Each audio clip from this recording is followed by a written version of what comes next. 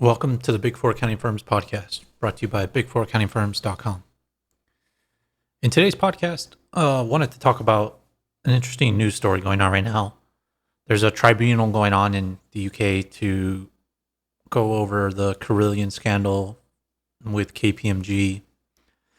And this scandal has basically the last domino to fall in Europe over these accounting scandals, and so they're revamping everything in the UK over this, and they're holding a tribunal to investigate it. And it's just very interesting because there's some news coming out today about KPMGers pointing fingers at each other. There's a partner, and he said that there was some documents that were forged or made up as the FRC was inspecting, and that he couldn't have had anything to do with it because he was out shopping with his wife and attending to other things in the times that the documents were being forged, that they couldn't, he couldn't have been present and didn't know that was happening. And then there's junior people at KPMG that say that they couldn't have possibly known what they were doing when they were making up these documents. Other people told them to do it, and they didn't have enough training. In the trainings, they weren't told that they couldn't lie. They didn't have training about FRC inspections. One of them wasn't a qualified accountant. And they're also saying that because they were a minority, like ethnically a minority, that it makes it even harder for them to stand up to their colleagues. And they were just a small cog in the wheel, which I would agree with as far as KPMG and, being a staff person or even a senior associate at KPMG.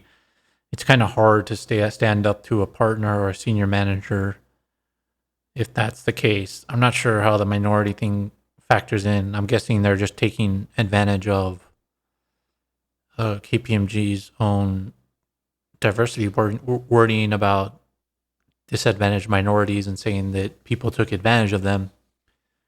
And so I think that's something that KPMG has to be cognizant of in the future, that if they talk about the victimization of minorities, then and this tribunal goes forward, and this word gets out about this, then people can just use that in defense to do whatever they want, or just to take a break on an engagement or ethics as they want. They can just say that they're a minority and other people are taking advantage of them, which is a very smart in my view, because KPMG and all these big four accounting firms put it all over their websites about all that stuff. So I think it's fine to use it against them.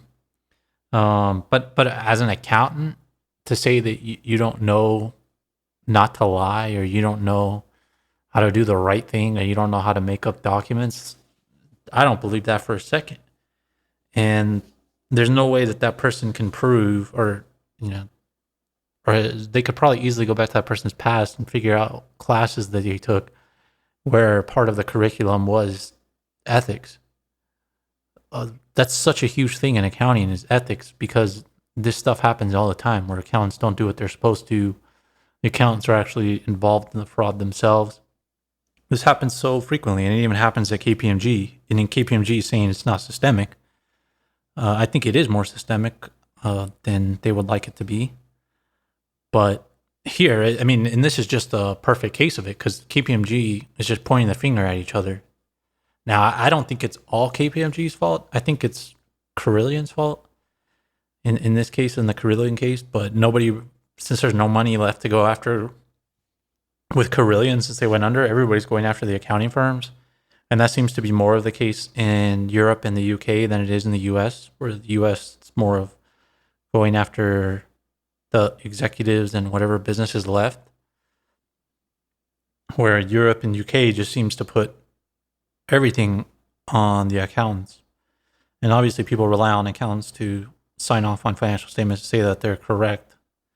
And I think there is a problem, but accountants aren't going to always find fraud and errors. It's just the nature of the big four accounting firms. And I think people just have to speak to that. And I think that's how you push back on this type of stuff. But if you don't push back on it, then you're just going to get what it is right now, where they're just pointing fingers at each other, partners pointing fingers at staff pointing fingers at the partners, because uh, nobody knows where to point responsibility. And I think here it's more of the case of, as a result of the inspection, KPMG tried to cover it up. So it's a multi-layered thing here, where not only did KPMG not do the right thing when they're auditing Carillion, they also tried to cover it up in doctor documents, which is a whole other problem. But for people to say that they did not have training in school or at KPMG is just, there's that person is making that up. And I feel like that would be easy to prove, because there's multiple trainings throughout the year at all the big four accounting firms about ethics. Um, and if you just don't understand ethics, then I think that's more of a lack of just, yeah, I think if what that person was saying was true about not having trainings, or not a person not knowing they shouldn't lie, then that's a huge problem in KPMG's hiring practices. And they need to fix their hiring practices, and they also need to fix the people's ethical sign-offs. Like, they have to sign off that they're not going to lie. They have to take additional trainings. I don't think you need to beat people over the head with trainings. I just think you need to get them to sign off more that what they looked at was ethical, and the way they performed it was ethical, because then they know what's on the line. Otherwise, you're always going to have these people pretending like they're dazed and confused. And I think it's easy to do in the big four accounting firms, not only because of the wording they probably have around their diversity on their website, but also because of how many hours people work and the pressure. Because big four accounting firms just want you to work around the clock, and they put a ton of pressure on you. And I think that gives people an out too, because you aren't able to focus on ethical standards. It's more of these internal metrics that matter versus doing things ethically. And we speak about that in here all the time, about how big four need to reward people for being ethical versus rewarding people for just charging maximum amount of hours to clients, or just winning revenue all the time. Because, yeah, I'm sure Carillion made the firm a lot of money, but look at the damage that it's done to their reputation over the years. And I think that's something else I wanted to talk about today too. Not only the damage to KPMG's reputation, but the FRC and all these investigations, they don't do what they're meant to do. The people that were on these engagements are long gone. Their careers are what they are. But what's going to happen in the future, any future legislation, isn't going to solve the Carillion thing. It's only going to impact the future generations.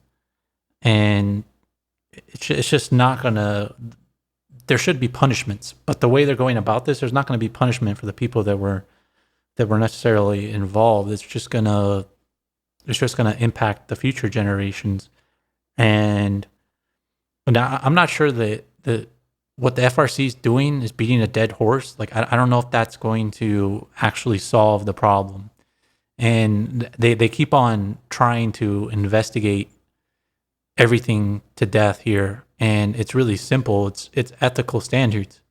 And it's making the big four accounting firms reward ethical behavior. But they're not going to do that. They're trying to legislate out of this. They're trying to create more bureaucracies. And it's just not going to work. Until they change what happens in the big four accounting firms, this is going to happen over and over again.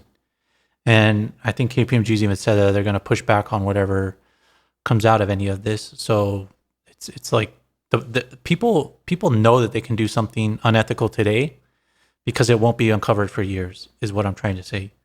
There has to be something that acts quicker than just these long investigations.